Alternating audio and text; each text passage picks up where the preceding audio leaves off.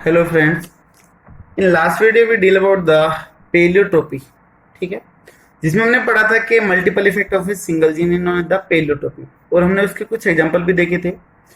अभी आज के वीडियो में हमें देखना है लीथल जीन के बारे में बात करनी है, और एक हमने बोला था कि इंटर एलिलिक इंटरेक्शन, जिसमें अलील अलग अलग होते हैं उसके बावजूद भी इंटरेक्ट करते हैं, तो वो भी यहाँ पर हम डील करेंगे। लेकिन शुरुआत करते हैं हम किससे? सबसे पहले लीथल जीन से स्टार्ट करते हैं। तो first one is the lethal gene. देखिए, जो लीथल वर्ड है वो इंग्लिश का एक वर्ड है, और इंग्लिश में लीथल का मीन होता है घातक या फिर जानलेवा।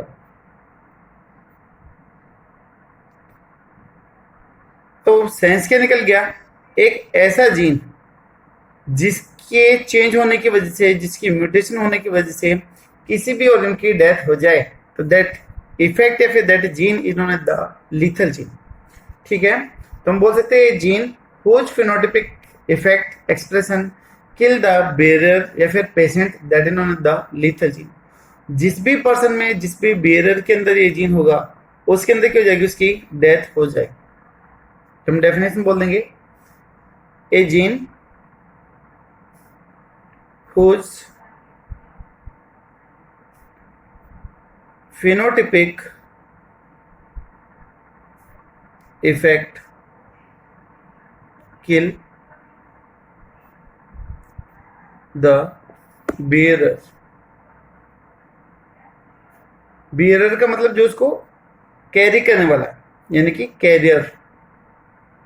यहां पर आप कैरियर को दूसरी सेंस में मत लेना जिसमें हेटरोटिपिक कंडीशन हो, बल्कि कैरियर वो है जिसके अंदर क्या होगा? प्रेजेंट होगा। तो bearer या फिर career is known as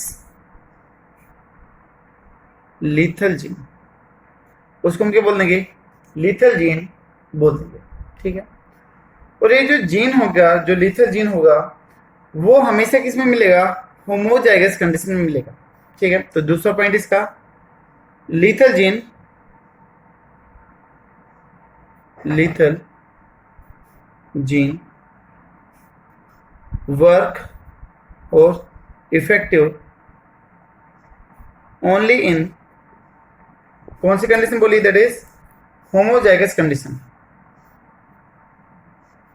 homozygous condition, homozygous condition आपको पता है डाइहाइब्रिड के केस में हमने पढ़ा था, जिसके केस में दोनों जीन एक ही जैसे हो, वो आपके होमोजाइगस कंडीशन कहलाती है। इट में बी डोमिनेंट और में बी रिसेसिव, डोमिनेंट या रिसेसिव कुछ भी हो सकता है। ठीक है, उसके बाद में हम बोल दें कि जो डेथ है ऑर्गेनिज्म की, वो अलग अलग फेज पे हो सकती है। फर्टिलाइजेशन से लेके एडवांस स्टेज तक हो सकती है। वो डिपेंड करेगा लिथिलिटी के ऊपर, उसके नेचर के ऊपर डिपेंड करेगा। ठीक है, तो death of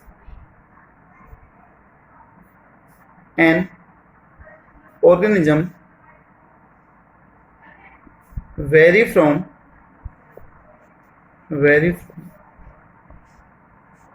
fertilization of egg to advanced stage of life।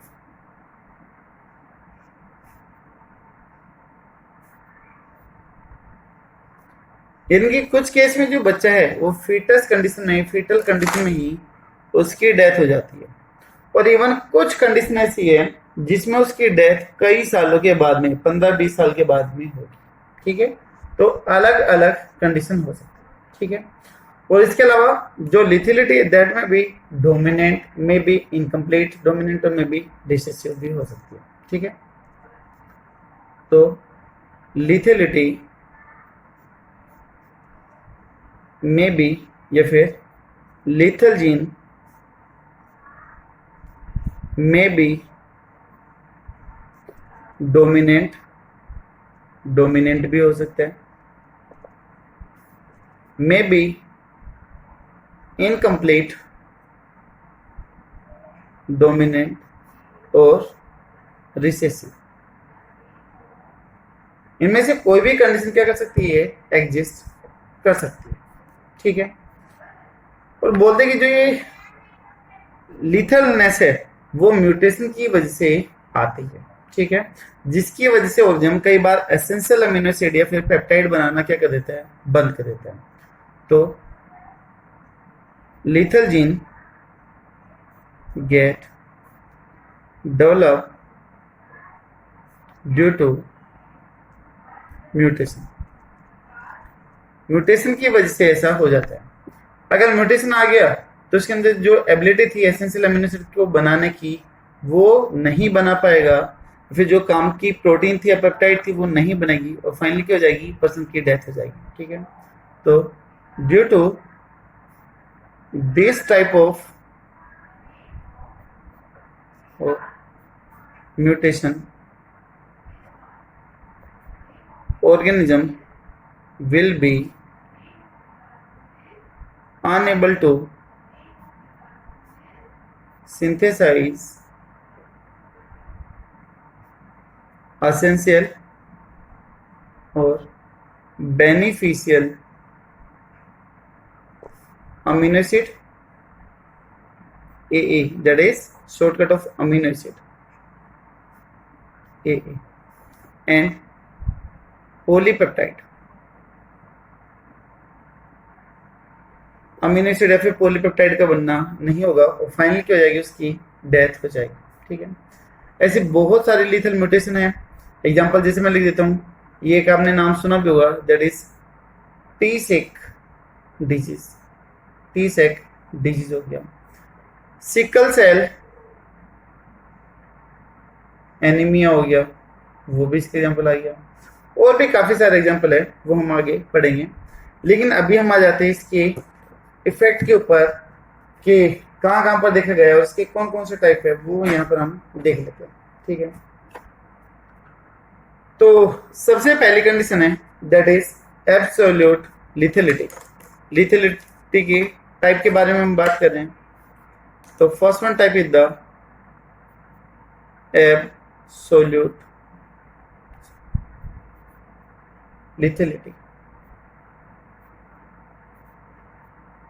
Absolute यानी कि जो काफी ज्यादा इफेक्टिव है। जैसे ही पर्सन की जन्म होगा, यानी कि जैसे वो फर्टिलाइज होगा, फिटस कंडीशन में होगा, उसी दौरान क्या हो जाएगी, उसकी डेथ हो जाएगी, ठीक है। यानी कि जैसे वो फिटस से बाहर आएगा तो वो डेड कंडीशन के अंदर आएगा, लिविंग कंडीशन में नहीं आएगा, ठीक है। व्हेन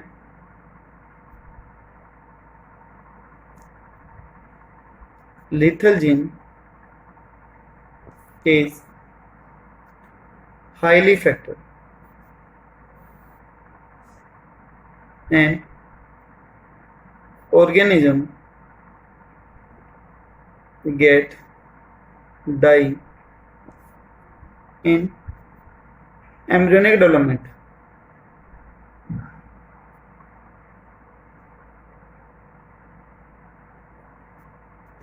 तो एम्ब्रियोनिक डेवलपमेंट के दौरान अगर किसी ऑर्गन की डेथ हो रही है तो वो कहलाएगा आपका एब्सोल्यूट लिथेलिटी कहलाएगा, यानी कि उसका जन्म ही डेथ के साथ में होगा, वो मरा हुआ पैदा होगा, ठीक है। यहाँ पर हम एग्जांपल देख लेते हैं, coat colour of the mice, ठीक है। ये इसका काफी फेमस एग्जांपल है जो कई बार कॉम्पिटिशन में पूछा जाता है। तो यहाँ पर हम इसकी बात कर लेते हैं। तो एग्जांपल आ जाएगा कोट कलर ऑफ माइस। और अगर हम कोट कलर की भी बात कर दे तो यहाँ पर आता है येलो कोट कलर, ठीक है। कई बार दे देते हैं येलो, ग्रीन, ब्लू, ऑरेंज, कौन सा कलर लिथल नेचर का होगा, तो यहाँ पर होगा ये येलो कलर का। और ये जो लिथेलिटी फाइंड आउट करी थी माइस के कोट कलर में, that was discovered by Lucien Cuenot, discovered by Lucien Cuenot. Cuenot ने इसको रिपोर्ट किया, रिपोर्ट। उन्होंने क्या देखा कि जो जीन है वाई, ठीक है, कैपिटल वाई, वो किसके लिए रिस्पॉन्सिबल है, येलोनेस के लिए रिस्पॉन्सिबल है। अब ये दो कंडीशन में मिल सकते हैं। एक तो ये हेटेरोजाइगस कंडीशन है, तो उसका कोट कलर कैसा आएगा, येलो आएगा, लेकिन वो क्या करेगा, सर्वाइव कर जाएगा। दूसरा ये कि अगर उसका कोट कलर ये वाई वाई है, तो यहां पर उसकी क्या हो जाएगी, डेथ हो जाएगी। तो ये कैसे हो गया, लीथल जीन हो गया। ठीक है, माइस गेट डाई, उसकी डेथ हो जाएगी। ठीक है, तीसरी कंडीशन ये है, तो यहां पर तो क्या थे, heterozygous condition capital Y small Y, और यहां पर क्या है, कैपिटल वाई कंडीशन है। तो अगर कैपिटल वाई स्मॉल वाई है तो कैसे आएगा, येलो। अगर दोनों के दोनों कैपिटल वाई है तो यहाँ पर क्या हो जाएगा, लीथल नेचर का होगा, और पर्सन की उसकी ऑर्गन की क्या हो जाएगी, डेथ हो जाएगी। ठीक है, डेथ हो जाएगी। इसके बाद में एक तीसरी कंडीशन आती है, that is small Y condition यहाँ पर आती है। इस कंडीशन में होगा क्या कि जो पिगमेंट बनाने वाले जीन हैं वो है ही नहीं, तो यहां पर उसका कोट कलर कैसे आएगा, व्हाइट आएगा। तो नो पिगमेंटेशन। ठीक है, कोई भी पिगमेंटेशन नहीं, तो उसका कलर कैसे होगा, that is white coat colour होगा। तो जो लिथेलिटी है वो किस में आ रही है, होमोजाइगस कंडीशन में आ रही है। ये भी होमोजाइगस है, बट ये कैसे है, रिसेसिव नेचर का है। तो यहाँ पर जो वाई जीन है that is responsible for the yellow and the death. ठीक है, तो हम यहाँ पर बोल सकते हैं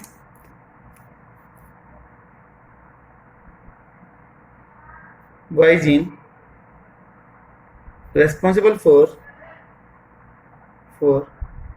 yellowness, yellow color and death। Yellow colour और डेथ के लिए क्या होगा, ये रेस्पॉन्सिबल होगा। ठीक है, तो एक क्यूटोन ने पहला केस डील किया था, किसके केस में, माइस के केस में। दूसरी कंडीशन आपकी कुछ प्लांट में भी देखी जाती है, जैसे कि स्नैपड्रैगन प्लांट है, जिसको आप डॉग प्लांट बोलते हो, उसके अंदर भी देखी जाती है, उसकी लीफ के अंदर। तो दूसरा एग्जांपल हम डील कर लेंगे इधर। सेकंड एग्जांपल हम पढ़ लेते हैं, albinism in corn.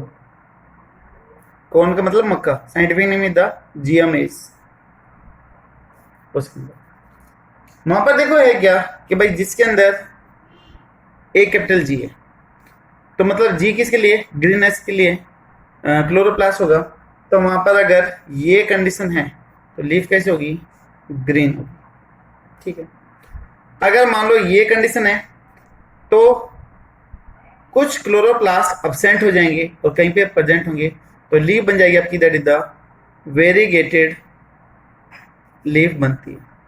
Variegated leaf आपने सुना होगा 11th में भी कि कहीं पे येलो कलर के पैचेज आ गए और बाकी पर कैसे दिखाई दे रहे हैं, ग्रीन कलर के दिखाई दे रहे हैं।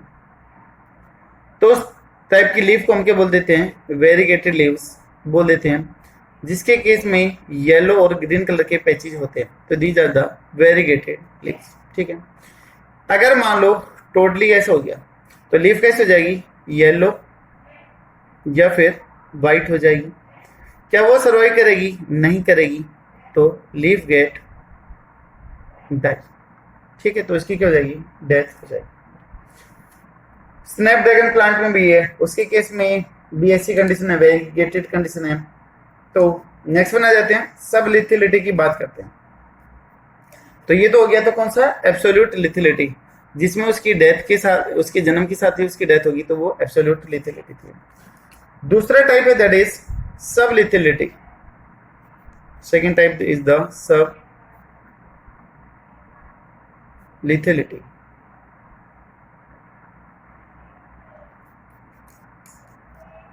यानी कि तब ऑर्गन की डेथ हो चाइल्डहुड में, यानी कि सेक्सुअल मैच्योरिटी अटेन करने से पहले उसकी डेथ हो जाए, तो वो कहलाएगी सब लिथिलिटी कहलाएगी। व्हेन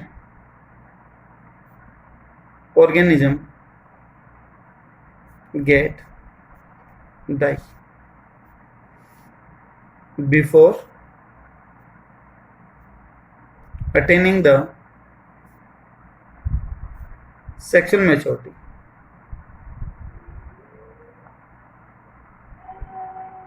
तो नियर अबाउट 8 to 10 ईयर्स के आसपास उसकी डेथ हो जाए तो वो क्या कहलाएगी, सब लिथेलिटी कहलाएगी। या फिर मान लो 2 साल 3 साल 4 साल रहेगा और उसके बाद में उसकी डेथ हो जाएगी, तो वो क्या कहलाएगा, सब लिथेलिटी कहलाएगा। ठीक है।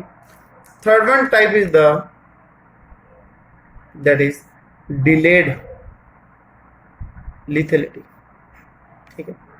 डिलेड का मतलब देरी से। अगर किसी पर्सन की डेथ हो रही है, जब तक उसने क्या कर लिए, सेक्सुअल मैच्योरिटी अटेन कर लिया और अब उसकी डेथ हो रही है, तो वो क्या कहलाएगी, डिलेड लिथेलिटी कहलाएगी। ठीक है। When organism get die after attaining the sexual maturity or in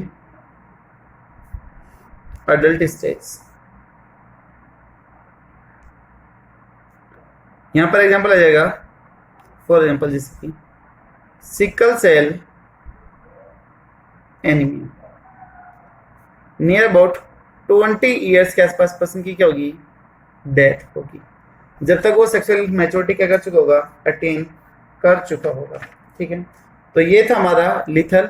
lethal का मतलब जानलेवा, जहां पर जीन की म्यूटेशन होने की वजह से किसी भी पर्सन की डेथ हो जाए तो वो कहलाता है आपकी लीथल जीन कहलाता है। ठीक है। डोमिनेंट भी हो सकता है, रिसेसिव भी हो सकता है और इनकम्प्लीट डोमिनेंस की कंडीशन भी आ सकती है। ठीक है। अभी तक हमने यहाँ पर जो पढ़ा है that is the intragenic gene interaction. मैंने आपको बोला था कि इंटेक्शन 2 तरीके के हो सकते हैं। The first one is the intragenic. एक बार मैं वो पेज निकालता हूँ जहाँ पर मैंने आपको पहले ये चीज समझाई थी। देखिए दोस्त, हमने यहाँ पर पढ़ा था पोस्ट मेंडलिज्म में कि मेंडल के बाद का जितना भी काम था पोस्ट मेंडलिज्म कहलाएगा।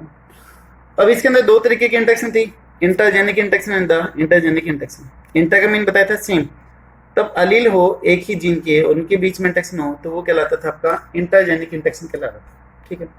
यहाँ पर एग्जांपल है जो हम पढ़ चुके हैं, इनकम्प्लीट डोमिनेंस और दूसरा है कोडोमिनेंस। इसके साथ साथ में हमने यहाँ पर पढ़ लिया था क्या, पॉलीजेनिक इनहेरिटेंस भी डील कर लिया, जिसको आपने मल्टीपल एलिलिज्म भी बोला है और जिसको आपने क्वांटिटेटिव इनहेरिटेंस भी बोला है। इसके बाद में हमने पढ़ लिया पेलियोट्रोपी पढ़ चुके हैं और एक हम लीथल जीन के बारे में भी बात कर चुके हैं। ठीक है। मेन था आपका इनकम्प्लीट और कोडोमिनेंस, जो आपके सिलेबस में काफी ज्यादा इंपॉर्टेंट है। दोनों के दोनों मेंडलिज्म के फेलियर के लिए रिस्पॉन्सिबल थे, यानी कि जो चीज मेंडल ने बोली थी उसको गलत साबित करने के लिए ये चीज यहाँ पर प्रूव करी थी, है ना, कि मेंडल ने जो पॉइंट बोले थे वो गलत थे, वो इन्होंने प्रूव करके दिखाया था। तो ये हम इंट्रा एलिलिक इंटेक्शन पढ़ चुके हैं, इंट्राजेनिक इंटेक्शन पढ़ चुके हैं, यानी कि इंटर एलिलिक इंटेक्शन पढ़ चुके हैं। अभी हमें दूसरी चीज पढ़नी है दैट इज इंटरजेनिक इंटेक्शन या फिर नॉन एलिलिक इंटेक्शन। तब इंटेक्शन हो अलग अलग अलील के, तब अलग अलग जीन के बीच में इंटेक्शन हो, जिसमें मैंने यहाँ पर समझाया था कि ए बी है। ठीक है। तो बी ए के फंक्शन को अफेक्ट कर रहा है या फिर ए बी के फंक्शन को अफेक्ट कर रहा है। दोनों के अलील कैसे हैं, अलग अलग है। भाई अलील तो क्या होते हैं, ए के ये हो गए, ये हो गए, या फिर ये अलील हुए, बट यहाँ पर तो बी ए को अफेक्ट करने लग रहा है या फिर ए बी को अफेक्ट कर रहा है। तो ये कैसे हुआ है, नॉन जेनिक इंटेक्शन या फिर नॉन एलिलिक इंटेक्शन हो गया। एक्चुअली में ये आपके सिलेबस में नहीं है, पहले सिर्फ 2 थे, सप्लीमेंट्री एंड द कम्प्लीमेंट्री इंटेक्शन था, बट वो भी अब आपके सिलेबस से हटा दिए गए हैं। तो इनमें से कोई भी आपके बोर्ड एग्जाम में नहीं पूछा जाता।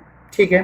तो यहाँ पर सिर्फ मैं इसकी डेफिनेशन लिखता हूँ, जो जो एग्जाम्पल हैं इस टोटल इसके जितने भी एग्जाम्पल है वो लिखता हूँ और उनके क्या क्या रेशियो हैं वो लिखूंगा, और एक चीज आ जाएगी कि उसमें हम किस एग्जाम्पल को डील करते हैं वो चीज यहाँ पर लिख दूंगा। ठीक है। तो जो एक टेबल बनेगी वो आपके लिए सफिशिएंट होगी, आपके आने वाले जितने भी एग्जाम होंगे उन सभी के लिए वो सफिशिएंट होगी। ठीक है। यहाँ पर ये चीजें मैं क्लियर कर चुका था। तभी आ जाते लास्ट में, दैट इज इंटरजेनिक इंटेक्शन या फिर नॉन एलिलिक इंटेक्शन के बारे में बात कर रहे हैं।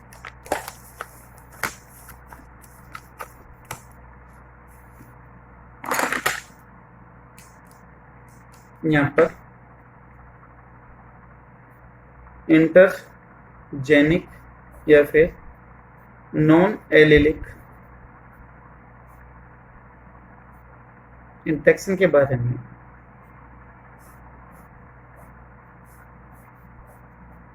पढ़ना है।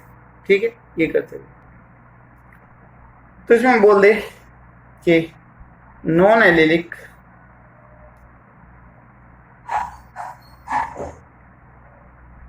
genes interact to determine phenotypic character, यानी वो एक दूसरे से अलग अलग एक दूसरे के साथ में इंटरेक्शन कर रहे हैं, तो वो किसके लिए? फिनोटाइप को कंट्रोल करने के लिए। ठीक है, इस टाइप की इंटरेक्शन की वजह से कई बार न्यू फिनोटाइप भी निकल के आते हैं without modification of the Mendelism ratio. ठीक है, and sometime new phenotypes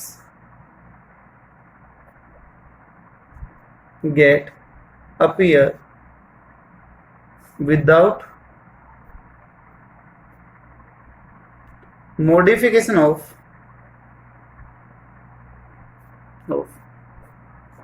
typical Mendelian ratio.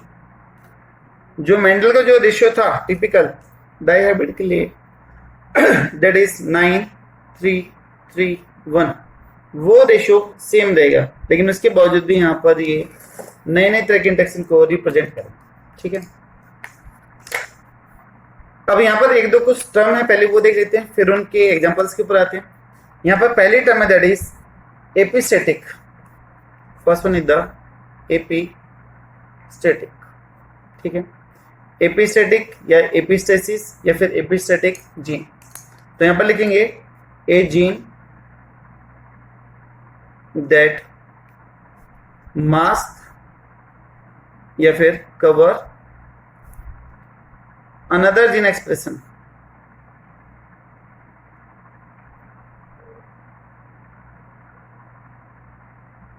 That is known as the epistatic gene. जिससे मान लो दो भाई बहन है, ठीक है, बहन बड़ी और भाई छोटा है, तो छोटे वाले भाई ने मान लो पेंटिंग बनाई, अभी बहन ने उसकी पेंटिंग ली, उसको डांट लगाई, उसको डराया, और वो पेंटिंग ले जाके अपने गार्जियंस को दिखाई, बोले कि ये पेंटिंग मैंने बनाई है। ठीक है, अभी उसके पेरेंट्स ने खुश होकर उसको 10 रुपए दिए या कोई भी प्राइज दिया।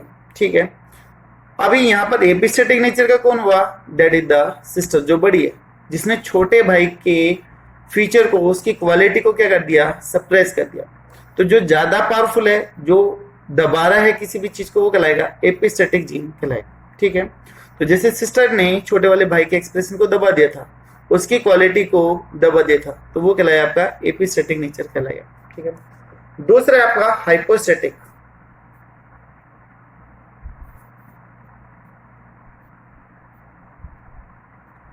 हाइपोस्टेटिक जस्ट उसका उल्टा, जो जीन दब गया है, जो अपना एक्सप्रेशन नहीं दे पाया है, वो क्या कहलाएगा? आपका हाइपोस्टेटिक जीन कहलाएगा। ठीक है, तो a gene whose expression is mask by या फिर कवर्ड बाय या फिर inhibit by a non allelic gene. ठीक है, तो जो दवा है वो क्या कहलाएगा? हाइपोस्टेटिक कहलाएगा। जैसे कि छोटा भाई था वो। ठीक है, तो ये लोकल एग्जांपल से मैंने आपको समझाया। अब इसमें कौन कौन से तरह के इंटरेक्शन आ जाते हैं वो यहाँ पर हम देख लेते हैं।